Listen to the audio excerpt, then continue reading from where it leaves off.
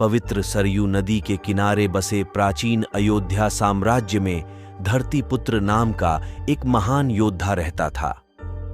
साधारण शुरुआत में जन्मे उनका पालन पोषण उनकी विधवा मां ने किया, जिन्होंने उनमें साहस, करुणा और धार्मिकता के मूल्यों को स्थापित किया।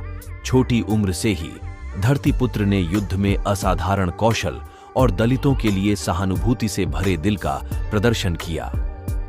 एक निडर योद्धा और कमजोरों के रक्षक के रूप में उनकी ख्याति दूर दूर तक फैल गई, जिससे उन्हें उन सब करने का संकल्प लिया, न्याय को बनाए रखने और हर कीमत पर निर्दोषों की रक्षा करने का वचन दिया। जैसे जैसे धरतीपुत्र पुरुषत्व में बड़ा हुआ, उसने अपने राज्य में होने वाले अन्याय को देखा। कुलीनों के बीच भ्रष्टाचार, गरीबों पर अत्याचार और पड़ोसी क्षेत्रों से धमकियां। अपने लोगों की पीड़ा से आंखें मूंदने में असमर्थ, उन्होंने अपना जीवन उनकी सेवा में समर्पित करने का संकल्प लिया, न्याय को बनाए रखने और हर कीमत पर निर्दोषों की रक्षा करने का वचन दिया। उनकी पहली परीक्षा तब हुई जब एक पड़ोसी राज्य ने लालच और महत्वाकांक्षा से प्रेरित होकर अयोध्या पर क्रूर आक्रमण किया। धरतीपुत्र ने राज्य के योद्धाओं को एकजुट किया और उन्हें युद्ध में ले गया।